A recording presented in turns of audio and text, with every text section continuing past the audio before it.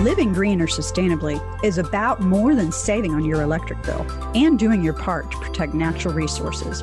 It is about a safer and healthier life for you and your family without sacrificing style, quality, or budget.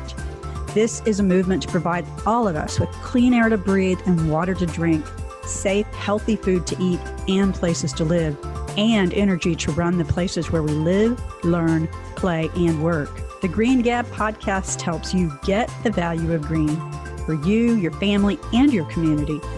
Whether it's green homes, green living, or the people who make it happen, join me, Marla Esser-Close, to learn how green and sustainability practices and products work for our world and you.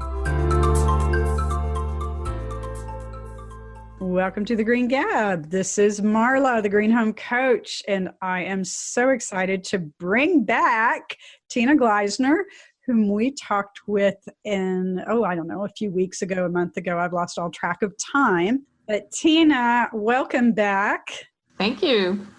And Tina and I have known each other for quite some time, but her star appearance here today is for your deep, deep knowledge about home maintenance and empowering women in particular to be able to take care of our own homes. What did I miss? Anything else? No, exactly. And the most important point about taking care of your home is that you're the chief home organizer. I want to say home manager, whatever. And the important thing isn't that you have to do everything yourself. It's that your job, your number one priority, is to see that the important things get done. And that's something that I think a lot of homeowners miss is they think doing home maintenance is only about doing things themselves. And gosh, even I would not attempt to tune up my HVAC system. Right. There are just certain jobs that are very, very critical, and we don't have the tools, we don't have the experience, and shouldn't even attempt them. So that's a really great place to start, because today we really wanted to focus in on spring maintenance. And in particular, spring's a great time to do a lot of things on the outside of our homes. Right. And I can see in particular where a lot of the tasks, at least on the outside of my home, are things that I am going to want somebody that's really an expert to do. So I can see how that could really play a part. Yeah. So I know in the last podcast, you highlighted how you really like the way I organize my checklist to basically start by inspecting things. And there's a reason for that, because you really can plan which activities you're going to do, who you need to hire to come in and help you once you understand the list of projects that needs to be done. So by going around and inspecting things, you can build that list, and that's where you should start. Then you get to segue between those things that are simpler, cheaper maintenance tasks to minimize your home costs versus just keeping an eye on things that you know you're going to have to update a few years down the road. So you can start saving for a new roof now rather than waiting for a major leak and then panic. So here in Oklahoma, everybody just waits for a major storm and then they call the insurance adjusters and the roofing companies. And or a big wind event, the roofing companies are out in droves.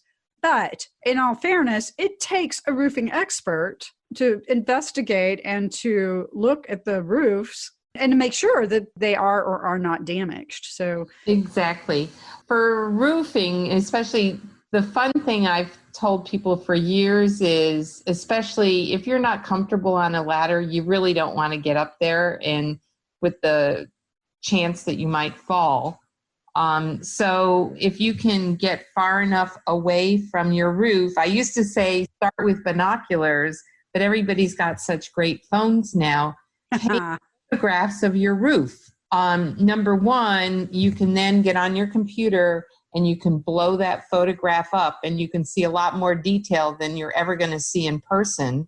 And that's also going to give you an opportunity to get familiar with what a good roof looks like. And you can even compare this year's photos to last year's photos. Ooh, that's a great Start to see a difference. And really, I mean, for most roofs, you're probably fine if you just do some spot checking every year, unless you find something on the ground. If you find some shingles on the ground after a big storm, obviously you've got to dig more.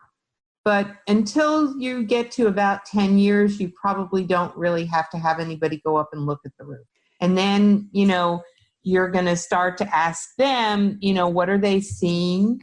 And the whole point is you want to get a sense from them, how many years do they think the roof has left? Is it 5 years, which might be true if you live on the coast, or if you live where there's really nasty weather all the time, your roof is not going to last as long. So it may only last 15 years.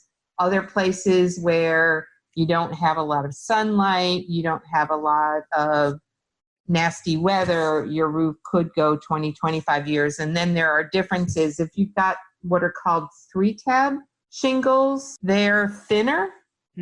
Architectural shingles. Architectural will last longer as well. And there's different classes of shingles. I've gotten to know there's an organization here called National Women in Roofing, and I've actually gotten to know some of the women in roofing. Yeah. But they've helped me to understand better the different classes of shingles and what insurance will pay for and what's worth upgrading. So one of the things I think I really took away from that conversation is when you get a trusted expert in to help you with this, ask a lot of questions and see what else is possible, because you may be able to upgrade your roof so that you don't have issues in the future as easily, and it may not be a big cost differential. That was a big surprise to me, but sometimes it is. So ask questions. Absolutely. And then there is a time when you do need a new roof. It's really never a good idea to put a second layer of roofing shingles on top of what you have. And the reason for that is that there may be hidden damage on the plywood underneath, which is called. And the only way you're going to find that damage is when you rip off the existing shingles. So even though some people think they can cut costs that way or avoid that nasty dumpster, it's not a good idea. And take heart, folks. Many communities have a Roof to Roads program where they recycle asphalt shingles into using them for asphalt into roads. So not all communities offer this program, but if you are taking off an old roof, look into it. There might be a way to recycle your shingles in your community. So check it out. That's a great tip, and I didn't know about that. There, so we've exchanged tips today. So what else should we be inspecting on the outside in the spring? So we've started with the roof, which is great, because I usually like to start up top and then work my way down the side of the house. The next thing that I always worry about, only from running a handyman business, is there's so much wood rot.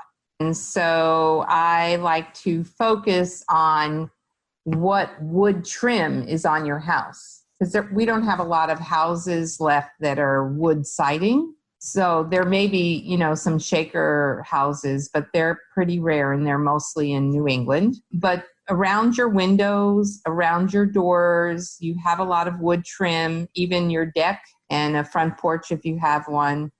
And those are the areas that you really want to look at and make sure that there's no wood rot starting, because if you can catch a problem early, that's the kind of small repair job that a homeowner can do. It's really just a matter of, the paint is starting to peel off, so you can sand a windowsill and repaint it. And I always tell people, paint is not about being pretty outside. Paint is about protecting your home, and in this case, protecting the wood. Right. Water out, which is what causes the damage. We had a house in St. Louis where our back door would get a lot of the rain on it, and it would pool up down at the bottom of the door jamb. Right. And it was eventually rotted out, the door frame, just at the very bottom because we didn't catch it. And there was never a puddle of water there when we went to go look around the house. And we finally realized that there wasn't a covered. Okay, folks, so this is a great reason to have your windows and exterior doors covered with an awning or a roof overhang, because it helps to keep some of the water off and the wind and the sun to protect your wood. So all this stuff works together, right? Yeah. So in terms of the exterior, the two biggest problem areas are windowsills. If the water doesn't roll off the windowsill fast enough, and the reason it doesn't is because soot accumulates on that windowsill, that fine dust, and it holds the water in there. That's why those. Seriously, wow. Yeah. And the other place is under an exterior door. Like typically you're going to do a step up from a concrete pad or from a porch. You're going to take one step up, and that vertical wood under that door is one of the first things to go. And that's because I like to call it's a splashback. The water hits the concrete and it bounces back up onto that wood. So it's getting a lot more than just the rain coming down vertically. It's getting all that splashback that's hitting the ground and bouncing back up. Wow. And then if you get the wood rot down there under your door and you don't catch it fast enough, then that wood rot, that moisture starts to climb up your door jambs. And, the longer the problem goes, the more costly the repair, to where you can't do it yourself anymore. I have an article on my website that actually goes through and shows the different costs based on like 5 different levels of window wood rot, from where you can fix it yourself to where you can kind of scoop out the wood that is bad and fill it in with Bondo, to where the whole window frame is gone and you have to replace the window. And I try to give people an idea of how it can go from a very inexpensive to a very costly repair. Yeah, we'll put that link in the show notes so that people can go check that out. That would be great. Okay. And I also, Marla, I have a series on wood rot on my website. So I've got wood rot with doors, wood rot with decks, all different areas. So I'll give you the link for that as well. That's great. We'll have lots of great resources. Exteriors, we want to look at our roof. Then we want to look at the wood that's on the exterior of our homes for wood rot. So windows, door jambs. I typically, like if you have exterior trim on your house, I'm imagining at least looking at it is always a good idea, but I don't see where it would have as much potential to hold water. It's not as bad as the windowsill and the doors, but it happens. Okay. Well, and here we don't do gutters. They don't put gutters on new houses. All right. Standard. So I have to wonder if there's potential for water damage at the edge of the roof line. That typically doesn't happen because the way the roof is constructed, if it was done correctly, you've got something called drip edge. So under that lowest row of shingles, you've got a strip of metal that is supposed to keep the water. And it's funny, it's got some zigzags in it so that it's directing the water that's going to follow the path of least resistance and gravity, but it's directing that water down and away from the roof deck.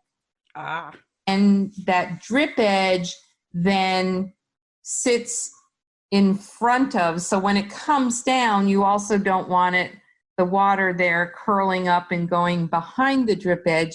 So the drip edge sits and butts up to the fascia, which is another piece of metal that is a vertical strip right below the edge of the roof. And this is why flashing and so many of the details, and flashing for you guys that don't know is a piece of metal where different parts of the roof intersect, like where you have different angles or where a roof meets a wall. But having that flashing in there helps to get all the water off your roof and prevent problems from happening. Yeah. And flashing is really the concept, because drip edge is one type of flashing. They've got lots of different names for flashing depending on where it's being used. True. And there's a whole other conversation we could have. Yes, it's very confusing. It's not even worth trying to explain. I do try to define it on the website somewhere, but. Okay. Hey, Yeah. Since we've kind of gotten around the outside of the house, let's take a quick But wait a minute. For listeners, one of the things I try to do is I try to come up with visual illustrations of things. So when you think of flashing, think of a raincoat, and that if your hat or umbrella doesn't protect between your raincoat and your neck, you're going to get water dripping down your neck.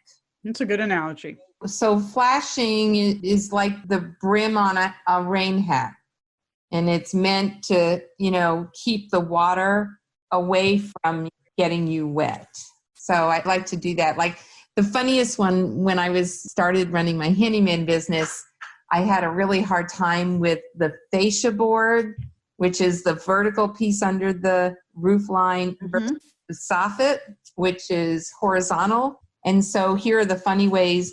Fascia is what you stare at face to face to look when you're looking at it. And soffit is like the sofa you're sleeping on. It's just, they're all these great. They're all these funny words, and it's really hard to remember them. Sometimes I haven't used it in a while. I forget them too. And it's like, well, it's an S, and it's what is it? That is too funny. Well, hey, let's take a quick breather, and we'll be right back and move to the other parts of the house that you need to be inspecting this spring. Okay.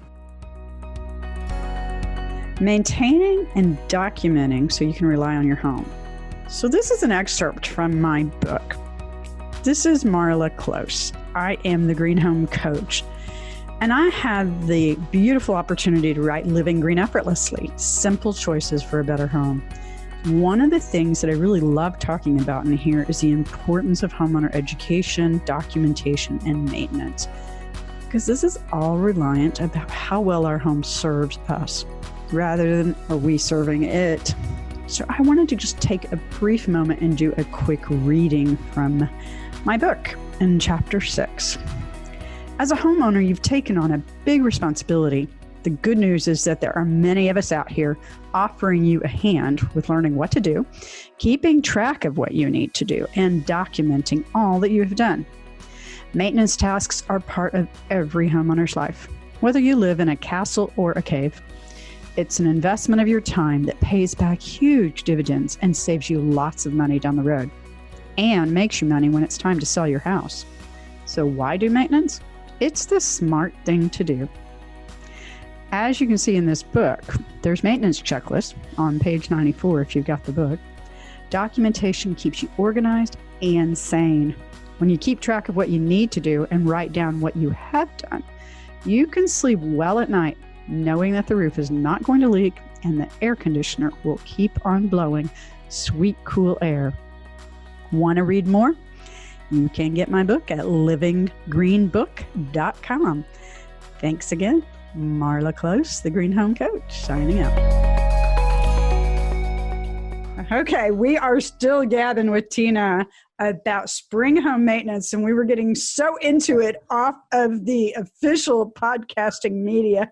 I said, hey, wait, we got to say this for real to everybody. But what we were talking about, Tina, that I think was perfect is there's so much maintenance in the spring particularly that really needs to happen outside, and that change of season and so many things happening. So a lot of the inside maintenance is the kind of things you would do quarterly anyway, right? Like checking. Right. Yeah. So the big emphasis, there are two things you really want to emphasize in the spring. One is if there was any damage to your home through the winter, you want to find it and deal with it. But the other thing that's equally important is that you're now going to be spending a lot more time outside, you and your family, and you want to make sure that everybody's going to be safe. So it has to do with, anywhere that people walk, any handrails, any lighting that you depend on, all of those things need to just be checked. And those can be really, really simple. You just want to make sure that, the floodlights are going on, or maybe you finally are so frustrated it's time to put motion sensor floodlights in, Right. in old-fashioned ones. Decks tend to be a nuisance from the perspective of owning a handyman business, because you need 2 or 3 dry days before you can stain and seal a deck. And so you don't want to leave it to the week before a graduation party, because the weather's probably not going to cooperate. I gotcha. That makes a lot of sense. Yeah. So, a lot of people love, some people hate, but you've got your yard cleanup. Any branches that have come down, if you need to remulch, if you didn't get your lawnmower tuned up over the winter, which is actually the better time to do it because it's cheaper, because those people don't have enough work and they'll give you a good deal. And you're not using it anyway. At least we're not in the winter. No. Oh, right. So if you can go park it at, the small equipment, repair place for 3 months, that's perfect. It frees up space in your... There you go.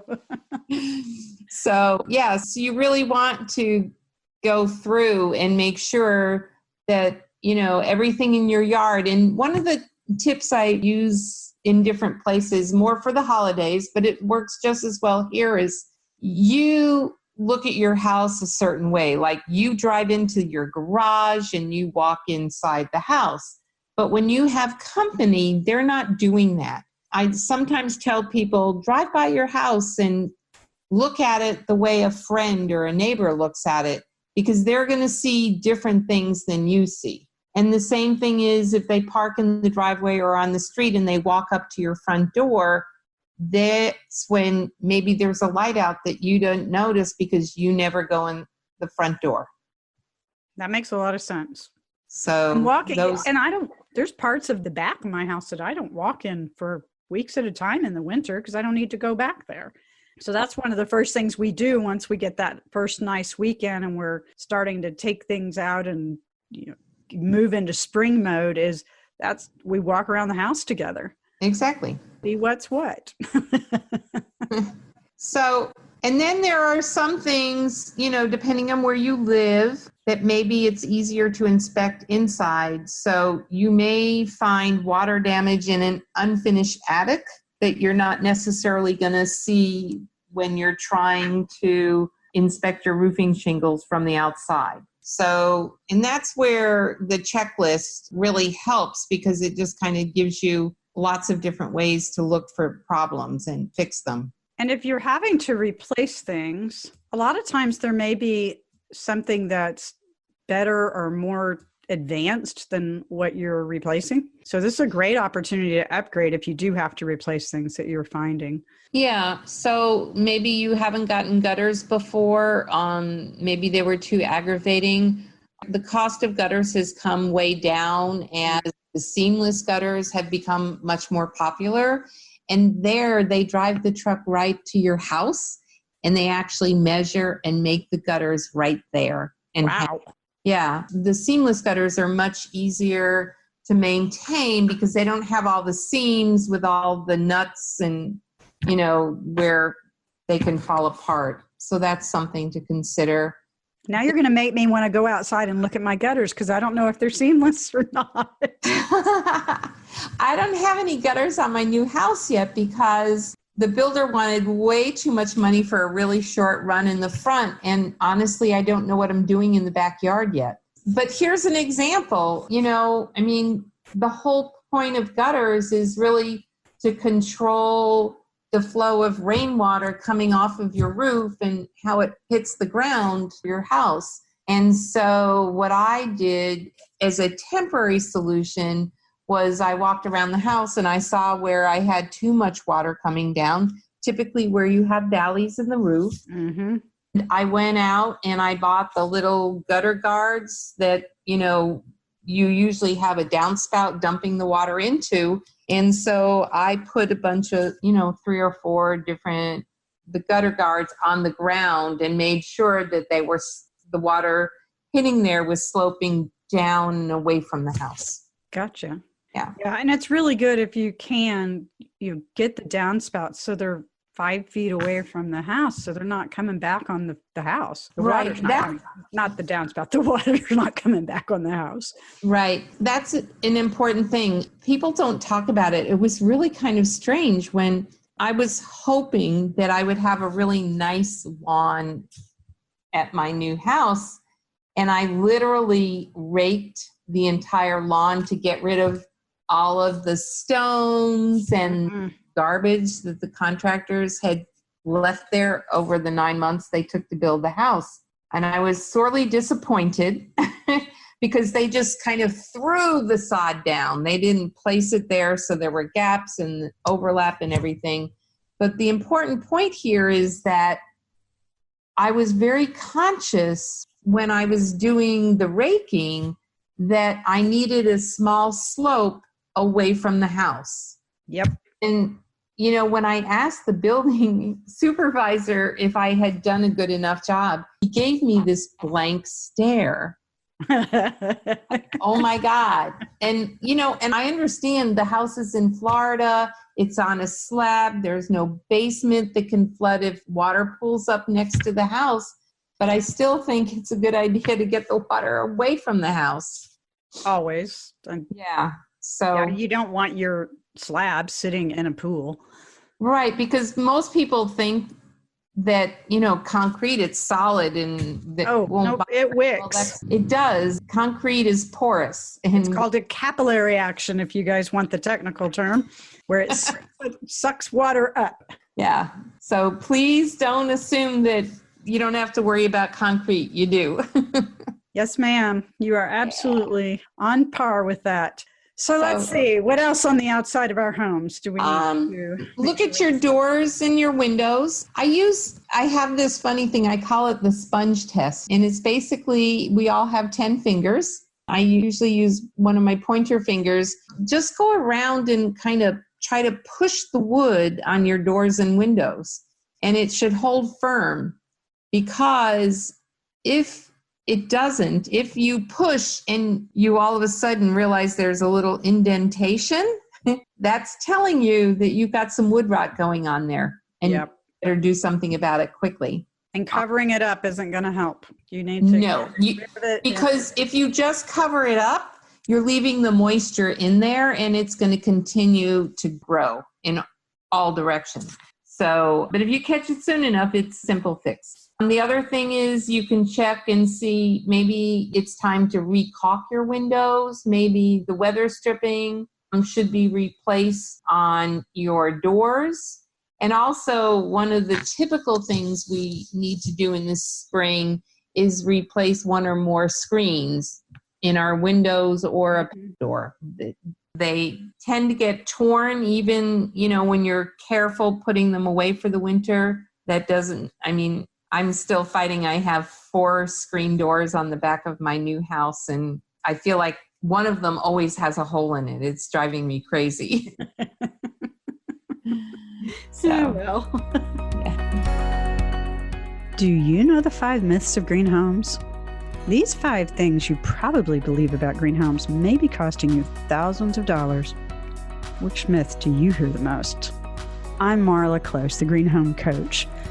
And I want you to have 5 myths of green homes so you can learn how this knowledge can help you get more business and set yourself apart. If you're ready to learn even more about green homes and features, check out my What Makes a Green Home Green audio program. This program will help you find and sell the value of green homes and features in your clients' homes and projects.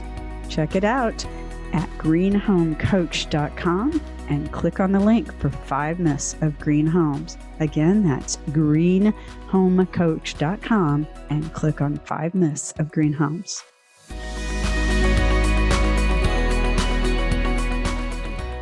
And this is also a good time. I know, like Scott and I will clean the windows, and with the Oklahoma wind and all the red dirt we have here, and plus we're still in a neighborhood that has new construction still going on. So That's been a good time for us to clean the windows. We can do it. Although at one of my former houses in St. Louis, we had somebody come and do it, especially because we had 3 stories on the back of the house and I Oh, didn't yeah. on a tall ladder. That's a great thing too. And getting the dirt, one of the things I learned is if I could get the dirt out of the sills and, all in the grooves of the window, then I was more apt to open the windows up on a nice sunny spring day and air out That's the a good house. point. Yeah. So I wasn't blowing the dust all over the place quite as badly. Right. So other practical things, you want to check you're outside, you're going to start some gardening or your irrigation's going to get turned on. You want to inspect your hose bibs, your shut-off valves. You just want to make sure that everything's okay, that, you can shut the water off when you want to shut it off, because every once in a while, the last thing you need to do is discover a frozen pipe an hour before company arrives. But that's the way it always happens. It's like the toilet always breaks right before the holidays, right? Well, yeah, but you can try to avoid it by inspecting things first. This is true. And inspection is not a guarantee, but it certainly does reduce your risk. Yeah. And if you are inspecting and still going la, la, la, la, la, and ignoring it, it's still not going to get better, folks. You have to take some action. Right. And I mean, so really, what you're doing is you want to be as efficient in your use of water as you can. So you don't want, sprinkler systems with leaks. So a good thing there is you want to monitor how much water you're using, because that's another way to spot a problem. Absolutely. Which I did find my brand new irrigation system, all of a sudden, the reclaimed water part of the bill went up like $100 a month. And I was like, what's going on here? There was a broken through the ground. And the same thing, you also want to be efficient with energy. So it's better to get your HVAC system tuned up before it's air conditioning season, because when that happens, all of a sudden you get backed up and have to wait a week or 2 in 90 plus degree temperatures. The other thing you can do is it's time to switch the fan. So most fans operate in both directions, and in the winter you want to take the warm air from your ceiling and push it back down, and in the summer you want to take that warm air below and bring it up and get rid of it. Move it away from yourself. So most fans have a little switch up on the top above the fan blades, and you just move that switch to the other position. Okay. Right? Good time to dust your ceiling fan too. That's and true. There's a reason that everybody kind of laughs because, spring cleaning, but a cleaner home is easier to maintain and it helps your stuff to work better and it helps maintain it longer. I finally got that through my thick head and decided that, cleaning was a good thing because it was prolonging the life of my home and all the stuff in it. And there's lots of opportunities for that. So what's your one big tip for the spring? Because we're just about out of time. I think, just from my days running a handyman business and knowing where those problems are, between 10 and 20% of the work we did was all related to wood rot. It was great for my business, but it wasn't for the homeowners. It's a scary, scary thing, especially, working with homeowners that don't have the money and they finally realized that, their basement is open to the outdoors because of how much wood rot they have. That's a very, very scary experience. And then you're there trying to give them choices on how do you button up the house temporarily until they can save enough money to make the needed repairs. It's a very scary thing. Yeah. So keeping your wood painted or finished in some way is a good way to prevent these problems, and then inspect frequently so you can catch them as early as possible should there be a problem. Right. Okay. Just say, again, we started with this is your job as a homeowner is to make sure that the work gets done. Don't think you have to do it all yourself, and work at finding a routine that fits your personality, your schedule, your budget. Some people, it's just one weekend and you do everything you can, and then whatever you can't finish in that one weekend, that's what you basically hire a handyman to help with. Other people, they have, a half day and per week, they spread over a month. Other people, they want to go through things more systematically. I say, hey, you don't have to do everything every year. You can kind of go around your house and do one side each year, but understand that the side of your house that gets the most sunlight and the most wind and other bad weather is going to suffer more damage. So maybe you do, that side every other year, and the safe sides you do less frequently. Great tips. Finding something that fits you and your lifestyle. Something that you can do. Yep. Yeah. Because taking action is the most important part. And I have lots of goofy ideas on my website to try to motivate homeowners to take care of their homes. In fact, on one article, I always thought it was fun is like, and the last thing on your checklist should be like dinner out or something to set done your homeowner task. You're rewarding yourself. Exactly. Well, Tina, as always, you are chock full of information. For our listeners, website is hometips4women.com. Lots and lots of good information. Tina is a treasure trove of information. Check it out. We will put links in the show notes to some of the resources that we specifically talked about on this episode.